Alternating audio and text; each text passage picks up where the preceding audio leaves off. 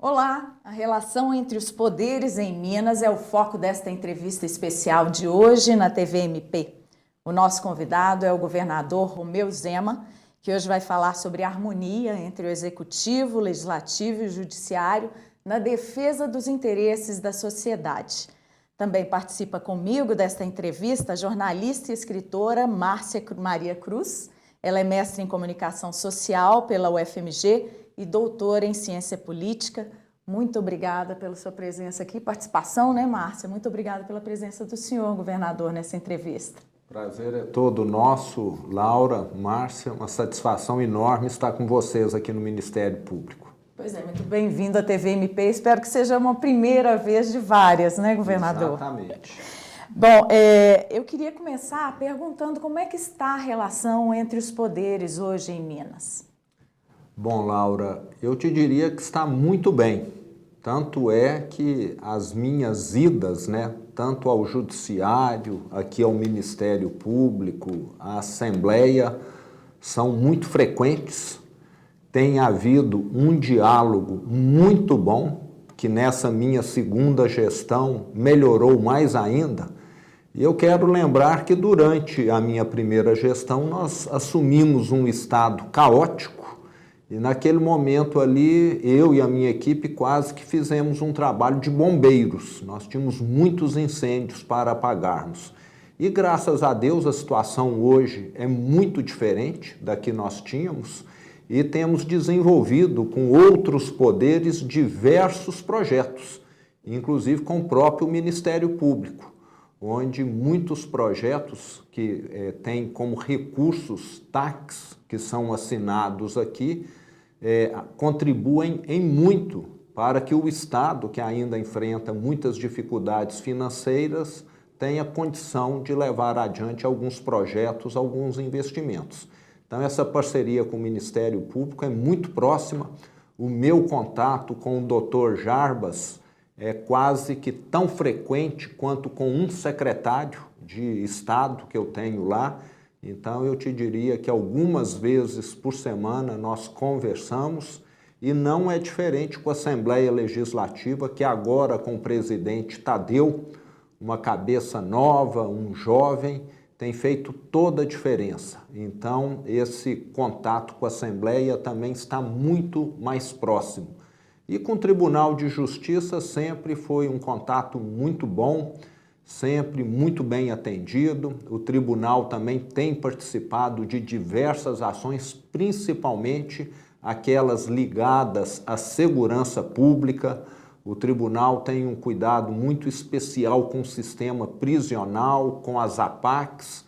Então, eu te diria que esse diálogo tem sido extremamente frutífero. E o bom é que quem ganha é o mineiro, porque muitas vezes as coisas ficam paradas devido à falta desse entrosamento, dessa integração. Então, no que depende de mim, eu estou sempre aberto e sou um governador que vai atrás. Eu não fico esperando ninguém lá. É só perguntar para o presidente José Arthur quantas vezes eu já estive com ele, com o Dr. Jarbas aqui. Então, eu estou sempre junto para tentar resolver aquilo que é de interesse do povo mineiro. Márcia. Laura, satisfação, governador, um prazer falar com o senhor. O senhor falou dessa relação com o Legislativo, no mandato anterior. Teve uma certa desentrosamento assim, com a pauta travada por 6 meses. Hoje o senhor já tem uma maioria no Parlamento Mineiro, um bloco da situação e um bloco independente que costuma votar junto com o senhor, E teve vitórias já nesse primeiro semestre lá na Assembleia Legislativa. Um ponto de embate é a questão salarial dos servidores, A oposição tem batido muito, principalmente em relação ao reajuste do salário do senhor e a diferença de percentual entre o reajuste do senhor e o reajuste dos servidores. O senhor mandou um reajuste para educação, mas ainda assim há questionamentos em relação a isso. Eu gostaria de saber como que o senhor vai se posicionar em relação a esse ponto, a esse embate, principalmente com a oposição, em relação aos servidores públicos. Então, Márcia, eu acho que eu já me expliquei e explico aqui novamente, né? Nós somos um governo transparente, não temos o que esconder, né? Eu, como governador, e os meus secretários, nós recebíamos menos do que secretários municipais.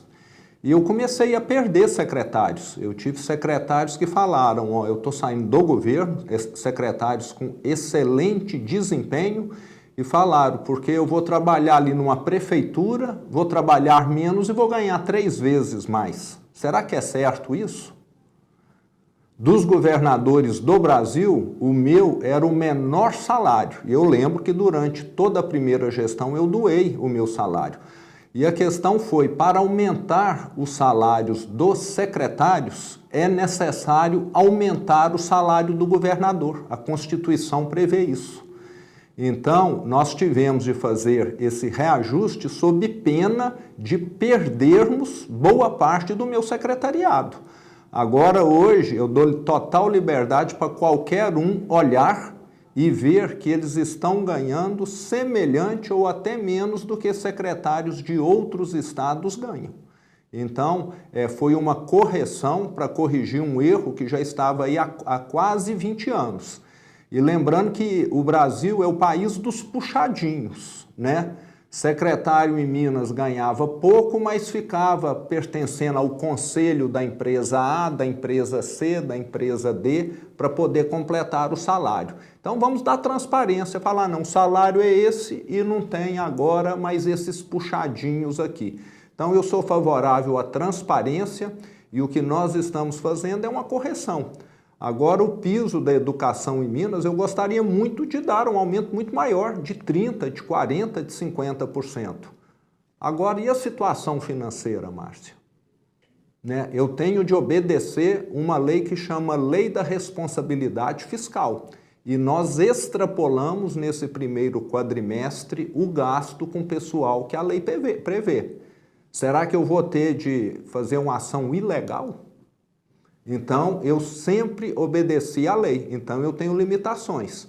Agora, a situação, aqueles que acompanham sabem que ela está melhorando, porque quando eu assumi há 4 anos e meio atrás, nem data para pagar tinha.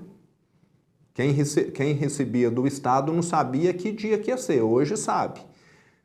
Pagamos todas as férias prêmios de educação. Eu encontrei senhoras de 80 anos que estavam esperando há 10 anos férias prêmios. Pagamos. Então, hoje, o Estado está numa situação melhor, mas ainda tem muito que melhorar. Mas uma coisa eu te garanto, nós estamos no caminho certo. Governador, vamos falar agora sobre a atuação dos poderes em negociações polêmicas, né, como a dos danos causados à sociedade por mineradoras que atuam no Estado. Moramos num Estado minerador, precisamos da mineração para a nossa economia, mas as tragédias provocadas pela mineração trouxeram muitos danos à sociedade, né? E eu queria que o senhor falasse um pouco como é que se deu a negociação, por exemplo, no caso do acordo de Brumadinho, com a mediação feita pelo Ministério Público de Minas. Perfeito, Laura. Laura, no meu primeiro mês de governo, né, em janeiro de 2019, nós tivemos a tragédia de Brumadinho. Imediatamente, logo no primeiro dia, eu já fui lá me inteirar do que era aquilo, né? Ninguém tinha dimensão na hora, até você entender o que aconteceu. E a presença do Ministério Público desde o primeiro dia foi importantíssima também. Acompanhou tudo. E eu falei naquela ocasião para o presidente do Ministério Público, também para o presidente do Tribunal de Justiça, Defensoria Pública, que eu não gostaria de seguir o caminho que foi seguido com relação à tragédia de Mariana, que já tinha completado naquela ocasião coisa de 3 anos ou mais e que pouco tinha sido solucionado.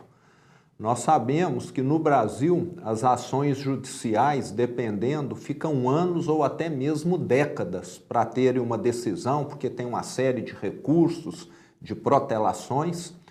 Então, governo do Estado, junto com o Ministério Público, Tribunal de Justiça, Chancelor, Defensoria Pública, nós levamos adiante uma negociação com a Vale, que foi a empresa que causou aquela tragédia, que, vale lembrar, custou 272 vidas, que nunca mais serão recuperadas, e falamos, nós queremos que o que aconteceu em Mariana, o que aconteceu aqui no Parque da Gameleira, né, que nós tivemos aí aquele tragédia 50 anos ou mais atrás, fique aí anos ou décadas para ser resolvido. E com essa união, em cerca de 2 anos e meio, nós costuramos com a presença muito grande, a ação muito grande do Ministério Público, que foi talvez um dos principais protagonistas nesse caso, a maior ação do acordo do Brasil, mais de 37 bilhões de reais.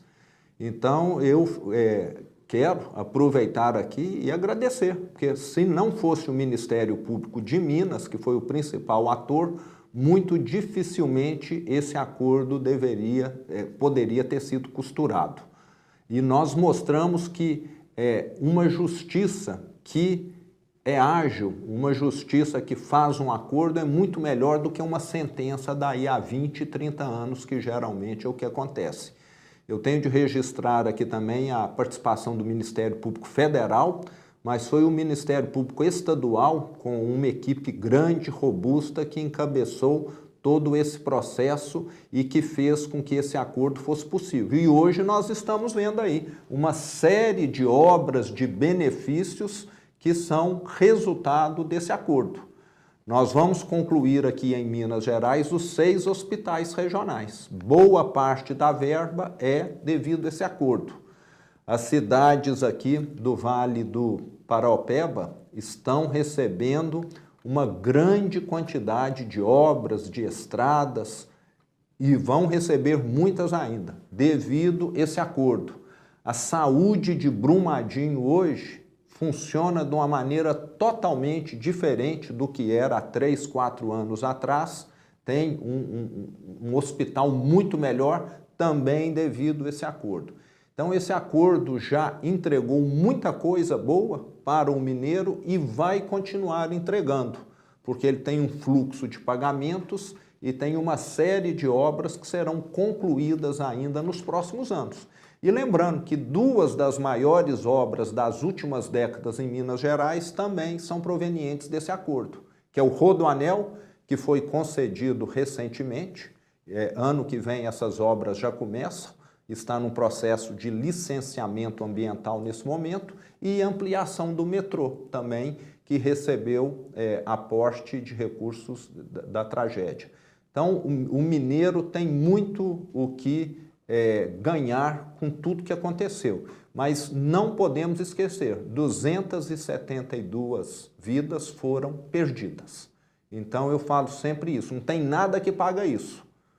Mas, pelo menos, nós estamos fazendo aquilo que está ao nosso alcance. Diferente da tragédia de Mariana, que pouco rendeu. Até hoje, quem acompanha sabe que os moradores daquele povoado, né, daquele distrito de Bento Rodrigues, ainda muitos não estão com a sua casa concluída. Sei que por causa disso, né, governador, está sendo feita uma repactuação, né, daquele Exatamente. Acordo primeiro, antes até da tragédia de Brumadinho, que não foi, não contemplou bem a reparação de danos, né? Como é que o senhor está vendo essa repactuação? Então, eu estou otimista, tenho sempre conversado com o Dr. Jarbas, que também tem participado ativamente, através aqui da equipe do Ministério Público, dessa repactuação, né, reformulação do acordo da tragédia de Mariana, que depois de 7, 8 anos, pouco efeito teve. Eu falo que ele foi, talvez, com o intuito nobre, mas o resultado pobre, não entregou quase nada. Então é muito melhor você já deixar definido, nós vamos construir tal estrada, nós vamos fazer saneamento nessas cidades, nós vamos melhorar a saúde nisso e nisso e falar o recurso vai para isso aqui. Do que ficar brigando na justiça, fazendo estudos que nunca acabam e que muitas vezes só vão remunerar especialistas e consultorias, e não o povo que foi afetado. Governador, o senhor falando da questão do povo que foi afetado, eu gostaria de falar exatamente sobre isso, porque foi feita uma visita técnica da Assembleia Legislativa, da comissão extraordinária que acompanha, né, esse acordo, e eles ouviram muitas pessoas atingidas, né, e eles falam que eles querem participar desse processo, né, de repactuação, de falar quais são as demandas, porque ainda tem muitos problemas na região de Mariana, como o senhor mesmo disse, que foi uma condição muito diferente de Brumadinho, né? Eles reclamam da questão da água contaminada, eles reclamam, né, da questão dos locais para moradia, né, da demora das indenizações, tem muitos aspectos ainda que a população aponta como ponto falho nesse acordo, né? Como que a população pode participar de uma forma mais efetiva e o que o governo tem feito para escutar essas vítimas de Mariana? Bom, nós temos feito tudo aquilo que há de previsão, como audiências públicas, foram feitas inúmeras, os prefeitos têm sido escutados, lideranças locais. Ninguém, como no acordo da tragédia de Brumadinho, tem feito um acordo numa sala fechada, não. É tudo com muita transparência. Agora nós temos de lembrar, mesmo o acordo de Brumadinho, que eu considero que foi muito melhor do que o de Mariana, tem questionamentos. Tem pessoas, né? Não existe o acordo que vai atender 100% dos pleitos, das reclamações. Mas eu considero que um acordo célere, onde você leva melhorias na saúde, no saneamento para boa parte da população, é um acordo muito mais justo do que um acordo que vai ficar aí, como no caso da Gameleira, 50 anos para indenizar as vítimas. Então, a celeridade, na minha opinião, é o que faz a justiça. Agora, nós temos de lembrar que está previsto, no termo de reparação da tragédia de Mariana, saneamento básico em todas as cidades do Rio Doce, melhorias na saúde, nos hospitais, postos de saúde. Então, isso já significa um avanço muito grande para essa população, que muitas vezes hoje não é bem atendida, enfrenta uma série de problemas nessas questões. Mas audiências públicas foram feitas e continuarão sendo feitas se necessário. Nós não somos donos da verdade. Bom, no próximo bloco a gente vai falar então exatamente sobre o acordo da saúde, né, que, como esses outros nas tragédias de mineradoras, foi celebrado entre o governo do estado e municípios. A gente volta já já.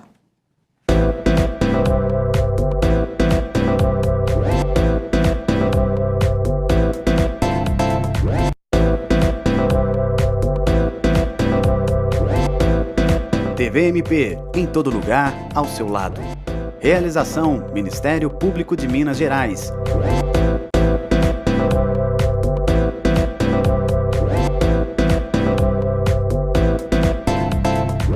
Estamos de volta com a nossa entrevista com o governador Romeu Zema, que hoje está falando sobre a harmonia entre os poderes em Minas. Bom, governador, no bloco anterior a gente falou sobre os acordos, né, dos poderes do Estado com mineradoras para reparação de danos das tragédias com barragens. E um outro acordo que precisou dessa interação entre poderes foi o da saúde, né, com a regularização de repasse de verbas aos municípios, dívida de pelo menos 10 anos, né, um valor bilionário, né, 6,7 bilhões de reais. Eu queria que o senhor falasse um pouco sobre esse acordo, como é que ele foi celebrado. Exatamente, Laura. Essa foi uma das dívidas que nós herdamos do governo anterior, né? Lembrando que antes dela, nós já havíamos selado, por intermédio do Tribunal de Justiça e a AMM, um acordo de 7 bilhões referente a verbas que são direitos constitucionais dos municípios, referente a ICMS, a IPVA e a Fundeb. Isso só aconteceu aqui no Brasil, em Minas Gerais. Nunca um estado deixou de repassar essas verbas aos municípios. Então, em abril de 2019, logo no início da minha primeira gestão, nós fizemos esse acordo. E um fato interessante é que hoje o meu relacionamento, o meu contato com os prefeitos é o melhor possível, no estado todo.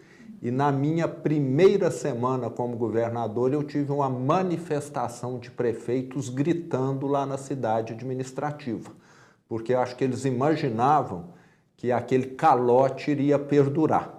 Mas estamos, desde que assumi, pagando o corrente, aquilo que é do mês, e também pagando o passado.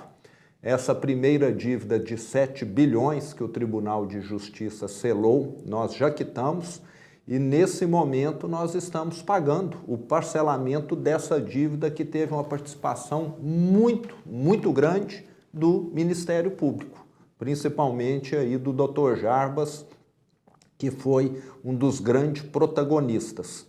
Nós fechamos esse acordo de 6 bilhões e 700 milhões de reais, se não me engano, outubro ou novembro de 2021. Então, nós já estamos indo aí para 2 anos desse acordo e já quitamos uma parte expressiva, coisa de 1 bilhão, 2 bilhões de reais dos 6,7 bilhões.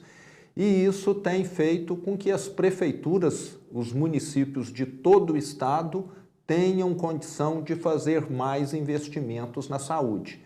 E recentemente o presidente da Assembleia foi muito sábio, ele aprimorou através de um mecanismo legal, porque muitas prefeituras estavam tendo dificuldades em executar aquele convênio de 10 anos atrás, que muitas vezes já perdeu o objeto, o sentido. Então, com esse mecanismo legal que ele fez, ele, de certa maneira, deu mais liberdade para que as prefeituras apliquem esse recurso nas necessidades atuais. E mas não dentro da saúde. Dentro da saúde, exatamente. Então, foi um avanço muito grande, porque muitas vezes aquele convênio era para comprar um medicamento que hoje ninguém usa mais. Então, essa melhoria que ele fez foi de fundamental importância. Governador, inclusive nesse lançamento, né, foi feito o lançamento no Congresso da MM recentemente, os prefeitos falavam também de um grupo que foi formado na Secretaria de Estado de Saúde, porque muitas vezes esse entrave era por questões burocráticas. A legislação ela está aí, né, foi apresentada pelo presidente da Assembleia, né, sancionada pelo senhor, mas como a Secretaria de Estado da Saúde vai operacionalizar isso? Porque, como o senhor mesmo disse, né, os prefeitos se queixavam da burocracia nesse processo, né, de fazer esse remanejamento.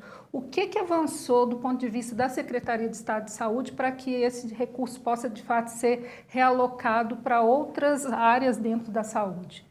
Então, a questão é a seguinte: nós temos lá uma força de trabalho, a Secretaria de Estado de Saúde, que está cuidando desses convênios. Então, os convênios estavam fluindo. Nós estávamos mandando para as prefeituras de acordo com o cronograma de pagamento. Agora, a questão era que muitas vezes esse convênio chegava lá, o recurso chegava e ficava represado porque ele era para comprar um determinado medicamento que às vezes nem existe mais, porque já foi lançado um novo que é melhor do que aquele. Então, alguns prefeitos ficaram com milhões em cofre para gastar na saúde e sem poder gastar porque não tinham mais condição de executar aquilo que o convênio previa. Então, o presidente Tadeu foi muito sábio nessa questão aí, de estar liberando esses recursos para que as prefeituras gastem em execução de alguma coisa que traga benefício na situação atual. Porque a situação da saúde há 5 anos, há 8, há 10 anos atrás, eram outras doenças, eram outras finalidades, foi num período pré-pandemia. Às vezes, naquele momento, a prefeitura precisava de um tomógrafo, e talvez de lá para cá ela adquiriu e o convênio está lá hoje para ela comprar outro tomógrafo que ela já tem. Então, não faz nenhum sentido. Então, agora, em vez de tomógrafo, ela vai comprar uma ambulância ou um micro-ônibus para a saúde. Então, o que o presidente Tadeu fez foi exatamente flexibilizar a utilização do recurso, mas a Secretaria da Saúde tem passado aquilo que está acordado aqui. Por parte do Estado, não está havendo atrasos no financeiro. Temos de deixar isso muito claro. Há o atraso da Prefeitura porque o convênio, como eu disse, perdeu o sentido. Essa sintonia, né, do Legislativo aí com o Executivo é essencial para que esse pagamento, né, essas compras todas feitas na saúde sejam executadas, né? Voltando a falar da harmonia, vou aproveitar que a gente tem umas imagens para falar do acordo, né, que foi celebrado entre o governo e a Associação Mineira dos Municípios, homologado no dia 8 de novembro de 2021 pelo Tribunal de Justiça, né, do Estado. E esse entendimento envolveu também o Tribunal de Contas de Minas Gerais, o Conselho de Secretarias Municipais de Saúde de Minas Gerais, com intermediação da Procuradoria-Geral de Justiça do Ministério Público de Minas. Então, assim, reuniu todas essas instituições para que esse reparo à saúde, né, fosse feito e para que as populações dessas cidades pudessem ser melhor assistidas na questão da saúde, né, governador? Exatamente. Estava vendo ali as imagens, todo mundo de máscara, né? E isso representou uma melhoria muito grande para as prefeituras.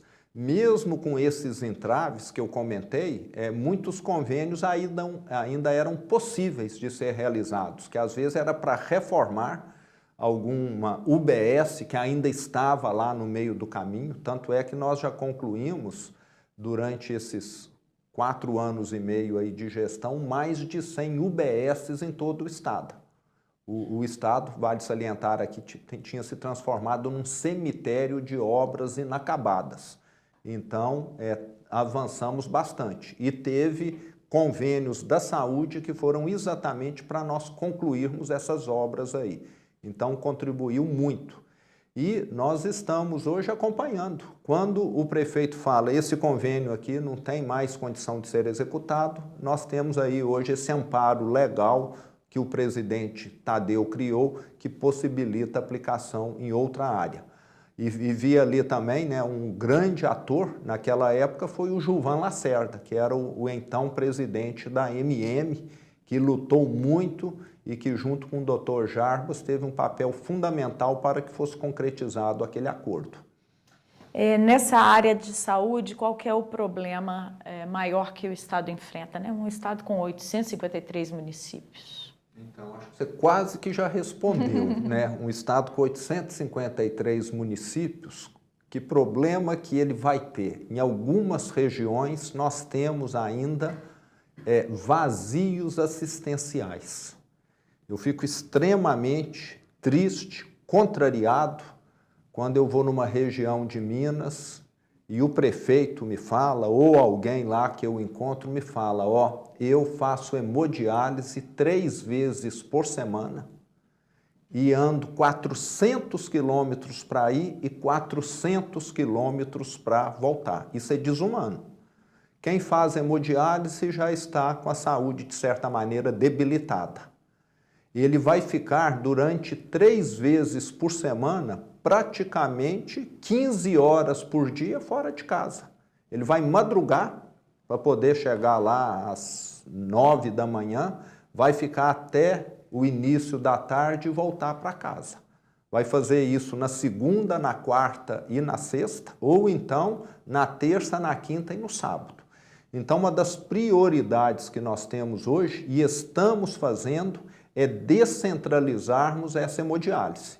E eu fico muito satisfeito. Recentemente estive lá em Taiobeiras, na região norte, já teve um avanço expressivo lá como em outras regiões.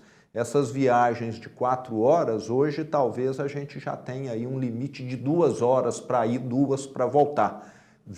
Analisamos em cada região aonde seria melhor colocar uma nova unidade de hemodiálise, então hoje elas já estão operando, outras vão iniciar a operação.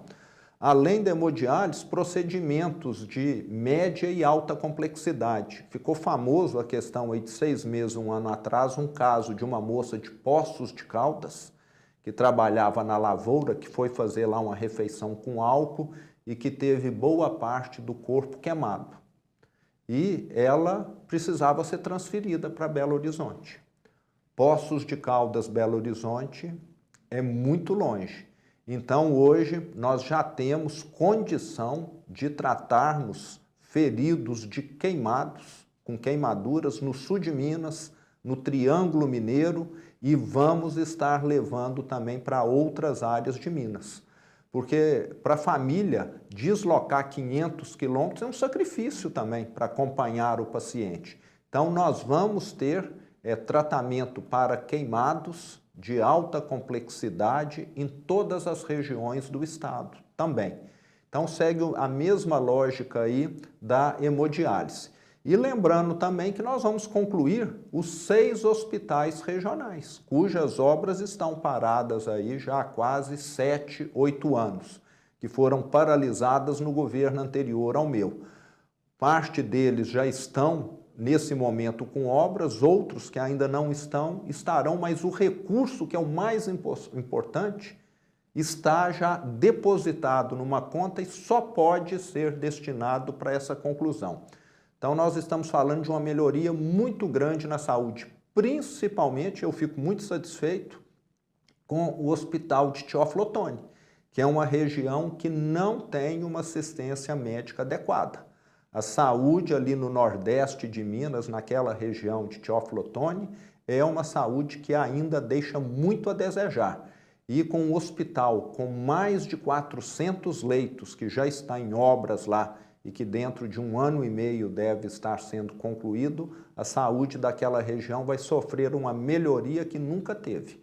Então, são várias ações que nós temos feito, melhoramos o transporte de pacientes também, melhoramos os equipamentos da saúde em todo o estado.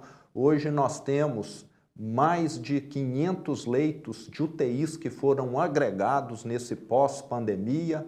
Então, hoje a saúde de Minas já avançou e vai continuar avançando, porque tem muitos investimentos em andamento. E para concluir, um dos pontos mais importantes que eu julgo que nós fizemos é que o ano passado nós batemos todos os recordes de cirurgias eletivas. Durante a pandemia, quem precisava fazer uma cirurgia que não é de emergência ficava aguardando uma cirurgia ortopédica, uma cirurgia no aparelho reprodutor de uma mulher, etc. Que já havia uma espera longa, né? Mesmo sem pandemia. Aí subiu demais, mas o ano passado, já tem 1 ano e meio, nós lançamos aí o Opera Mais e estamos destinando R$1 bilhão, são 250 milhões por ano extra, para que nós venhamos a reduzir. E o ano passado batemos recorde e no primeiro trimestre desse ano batemos recorde de novo. Nunca tivemos na história do estado um trimestre, um ano, como o ano passado e esse primeiro trimestre, com tantas cirurgias realizadas. E vamos continuar avançando. Então a fila está diminuindo mês a mês e esse sofrimento que afeta tantas pessoas tem data marcada para acabar com o tempo. Governador, mas a gente tem aqui em Belo Horizonte um certo gargalo em alguns hospitais, como o Hospital Risoleta Neves, por exemplo, o Pronto Socorro, né, que são hospitais de referência no estado e que recebem pacientes de toda a região metropolitana e de todo o estado. Eu estive recentemente no Hospital Risoleta Neves e a maior parte do orçamento vem do estado, mas ainda assim eles têm um déficit de recursos, né? Eles ficam devendo todos os meses, né? Como essa situação pode ser resolvida, tendo em vista a importância, por exemplo, desse hospital, que é o Risoleta Neves, que atende toda a região metropolitana? Então, você tocou muito bem num assunto. Os hospitais de Belo Horizonte hoje, devido a essa situação que eu disse, ainda operam de maneira sobrecarregada devido ao interior não estar bem equipado, não estar bem servido. Mas com os hospitais regionais, 6 hospitais de grande porte, que estarão concluídos em 1 ano e meio, 2 anos, essa população do interior que sobrecarrega a capital vai passar a ser atendida de maneira melhor no interior, já que vai evitar esse deslocamento e vai evitar essa sobrecarga que nós temos aqui em Belo Horizonte hoje. E lembrando que desde que eu assumi, nós mais do que dobramos os recursos que são repassados para a saúde, no Estado como um todo. Então, a situação antes era grave, hoje a situação está longe de ser o ideal, mas ela já é menos grave. E eu lembro ainda que nós temos um entrave muito grande que nós queremos estar solucionando com os hospitais regionais, aonde nós vamos ter a iniciativa privada, organizações sociais participando. Quando se fala da rede FEMIG, nós enfrentamos problemas seríssimos, porque estraga um equipamento lá. Você precisa comprar uma peça de R$500, você tem que fazer licitação, e às vezes você fica 6 meses com o equipamento parado. Gente, às vezes, morrendo, porque aquele equipamento, devido à burocracia do Estado. E ninguém pode quebrar isso. Agora, quando você tem uma organização social, você tem um ente privado que recebe recursos do Estado fazendo esse trabalho, ele compra essa peça em meia hora e coloca lá. Então, o que nós estamos fazendo com esses novos hospitais regionais é caminharmos nesse sentido daquilo que já se provou em todo o Brasil, em todo o mundo, que é o mais eficiente, que não é o hospital administrado pelo setor público, é o hospital mantido pelo setor público, que consegue ter uma eficiência muito maior. Bom, nós vamos para mais um intervalo, governador, e voltamos para falar exatamente sobre parcerias para resolver investimentos do Estado que são complicados, como a reforma do Palácio da Liberdade, e equipar a polícia e outros projetos de interesse social. Aguarde um minuto só.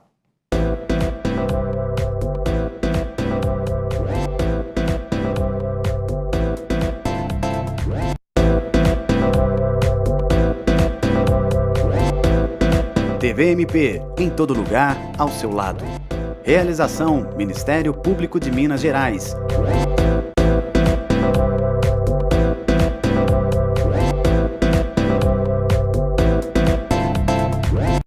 Neste último bloco da entrevista com o governador Romeu Zema, nós vamos falar sobre as parcerias entre o governo do Estado e o Ministério Público de Minas para a realização de projetos de interesse social, como a reforma do Palácio da Liberdade, né? Nós vamos mostrar as imagens aí.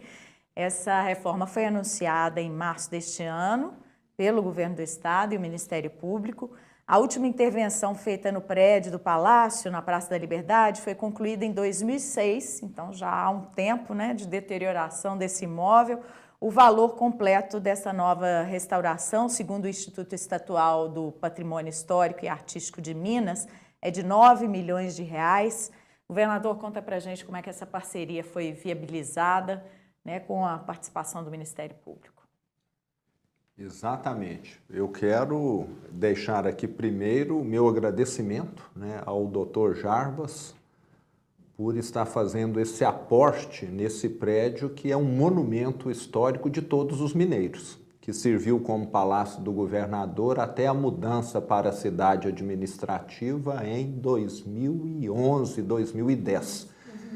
Exatamente. Então, ele foi a sede lá, é um prédio que tem um simbolismo muito grande e a última reforma foi em 2006. Então, nós já estamos falando de 17 anos. E apesar da boa conservação, você sempre tem problemas com algumas goteiras, com algumas infiltrações, com uma série de obras, né, de equipamentos que acabam sendo deteriorados com o tempo. Esteve aberto a visitação, Isso, né? lembrando então, que ele é um museu hoje, exatamente, né? Quem quer visitá-lo, ele está lá disponível, é uma visita que vale a pena, porque é um prédio muito bonito, com cerca de 130 anos, né, de idade, construído quase que todo ele com material que veio da Europa, né? Os vitrais, as escadas, tudo, e eles chamam lá de Pequeno Versalhes, né, que ele lembra muito o Palácio de Versalhes. E, devido a tudo isso, é um prédio que tem de ser bem mantido, né, tem de estar com a sua manutenção em dia e não é qualquer um que vai lá e pode reformar, não é uma reforma, é uma restauração. Então, o Ministério Público estará, né, fazendo a aplicação desse recurso nessa restauração para deixar esse palácio, que é algo tão simbólico, impecável. Então fica aqui o meu agradecimento, né, ao Ministério Público por mais essa intervenção em prol do patrimônio histórico de Minas Gerais. Lembrando que nós conseguimos fazer alguns avanços, muitos que estão aqui nos assistindo já devem ter ido até o Palácio das Mangabeiras, que também recebeu, mas nesse caso foi da iniciativa privada, milhões de reais para ele passar por um retrofit, já que ele hoje abriga uma série de eventos. E quem faz esses eventos lá no Palácio das Mangabeiras, que é a antiga residência do governador, fez lá também uma reforma bastante expressiva e hoje também é um palácio que está aberto ao público. Então eu vejo que tudo isso significa mais atrativos para o povo mineiro, que durante aí o seu final de semana, o seu horário livre, pode ir visitar aonde os governadores no passado trabalharam ou então moraram, que é o caso aí do Palácio das Mangabeiras. E ali é uma região que é muito importante para a cultura de Minas, né? A região do Palácio da Liberdade, né, governador? E esse acordo é muito bacana porque redireciona recursos, né, de ações judiciais, né? Da liberdade. Exatamente. Condutas realizadas pelo Ministério Público, né? Esse dinheiro vem daí. Uma empresa que não cumpriu determinada legislação foi penalizada e isso vai reverter em prol do povo mineiro. Isso exatamente. É muito bom, né?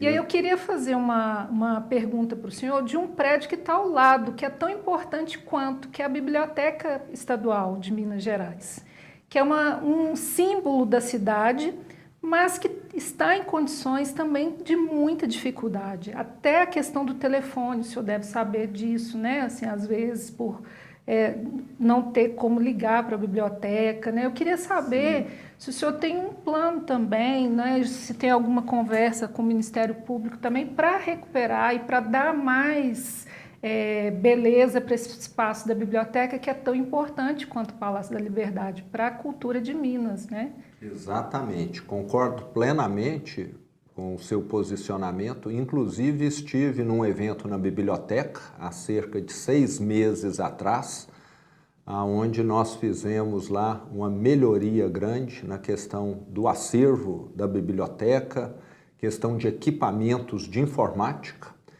E biblioteca foi o tipo de instalação de equipamento que ficou muito prejudicado com a pandemia. Existe lá um projeto de interligar os 2 prédios. Você conhece os 2 prédios, né? Está cada um de um lado da avenida. E, inclusive, aquele projeto de ter ali uma passarela, eu já estou tentando obter aí um patrocínio privado para concretizar, porque hoje as pessoas precisam sair de um prédio, atravessar uma avenida e entrar no outro prédio.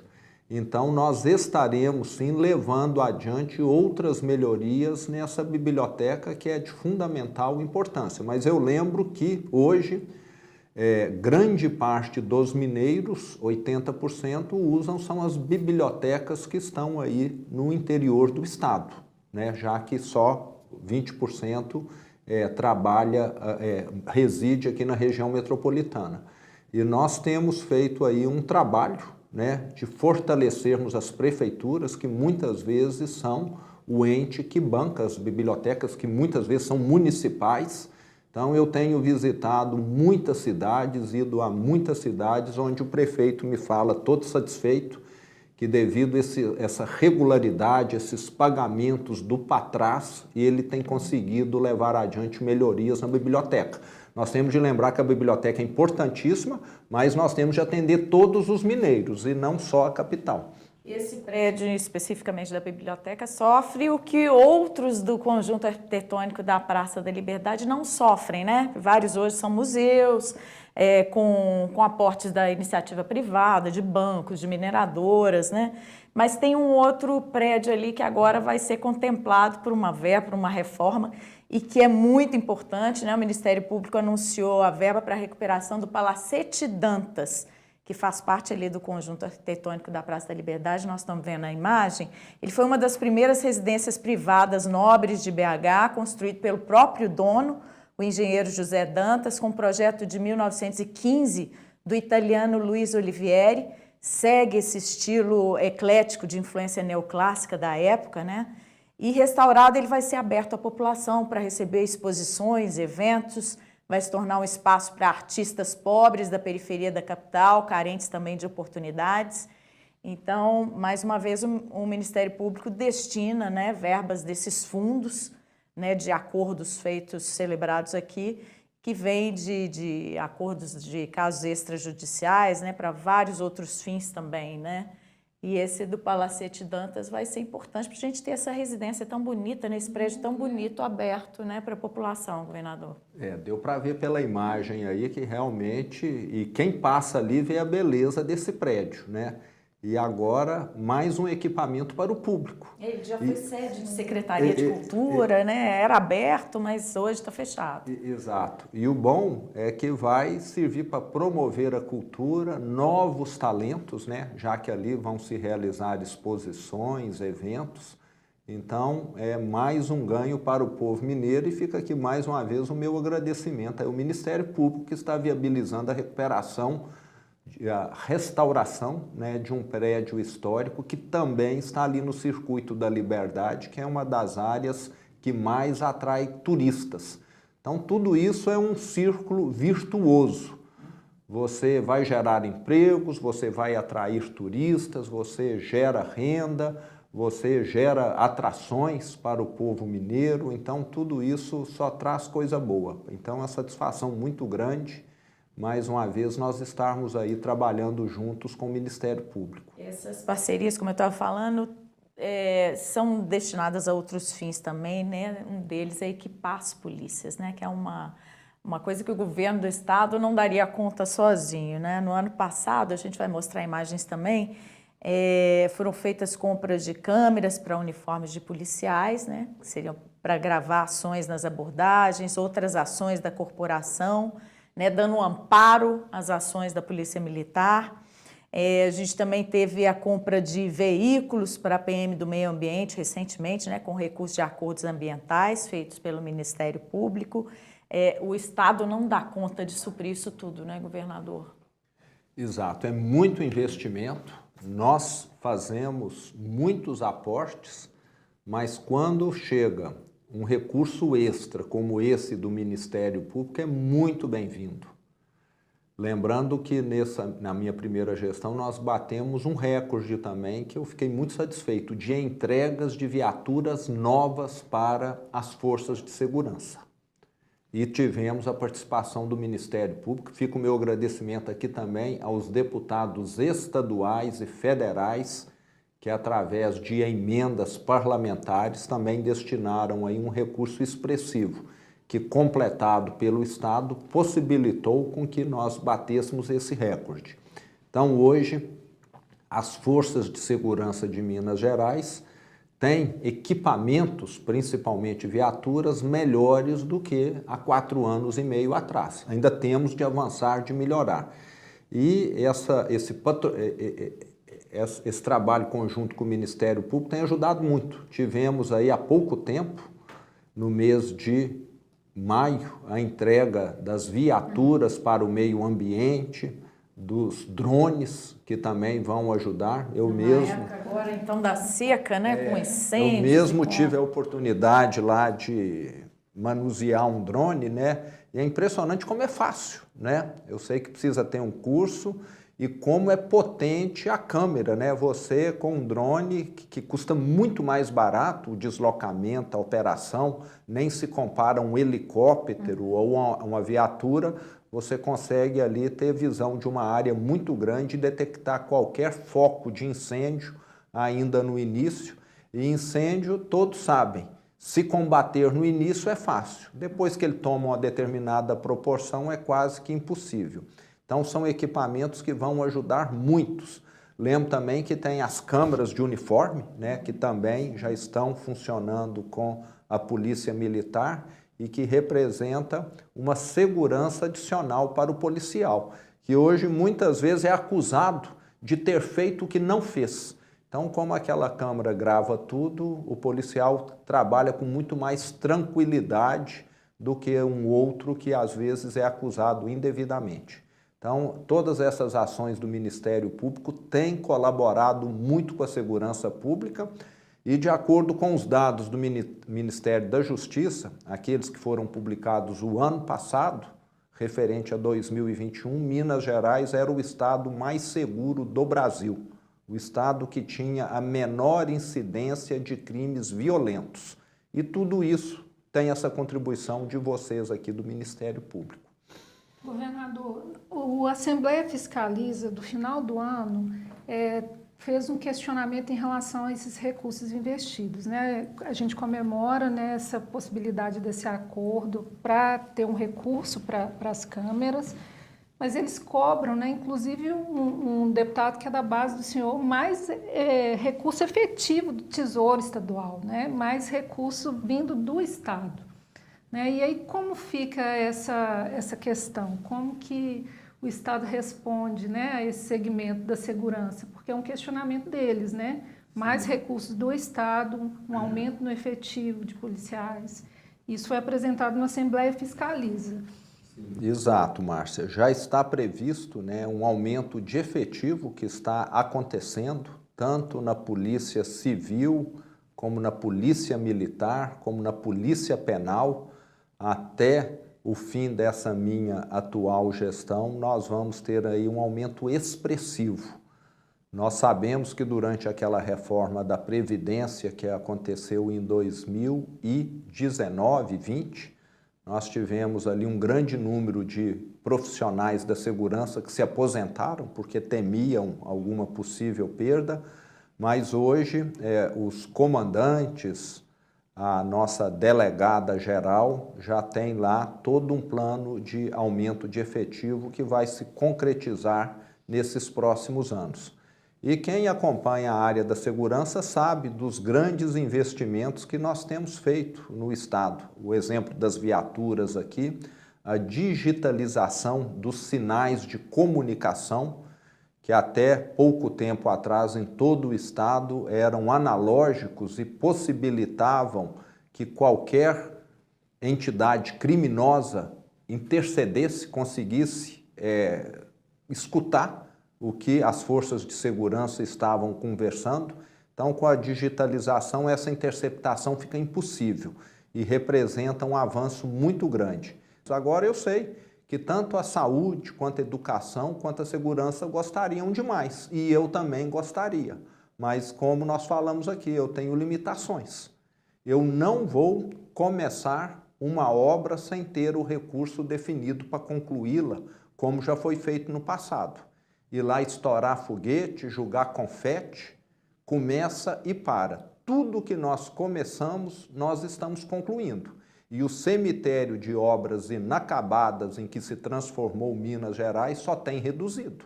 Os hospitais regionais são um exemplo, as 180 UBSs abandonadas, paradas no meio do caminho, são um exemplo, já concluímos mais de 100. Delegacias da Polícia Civil estão sendo reformadas, abrimos corpo de bombeiros em cidades de 40, 50 mil habitantes que não tinham essa estrutura e cujo porte também já demandaria. Então, temos feito investimentos. Agora, eu sei que eu gostaria demais e eles também, mas é igual filho, né? Filho nosso sempre quer mais alguma coisa, quer um celular melhor, um computador melhor, uma casa maior, mas tudo ao seu tempo. Nós vamos chegar lá sim. Governador, para finalizar, nós falamos da harmonia entre os poderes, então eu queria perguntar para o senhor o que o senhor acha desse processo da lista tríplice para a escolha de procuradores gerais, defensor-geral, desembargadores e outros. Eu vejo que é uma lista bastante democrática, né? Porque cada fase depende, né, de uma instituição. Então, nós temos o Ministério Público, né, se reunindo aqui, analisando os seus candidatos e enviando para o Executivo a lista tríplice. E são sempre listas que chegam até mim e que eu tenho muita dificuldade para decidir, porque são nomes muito bons que chegam lá.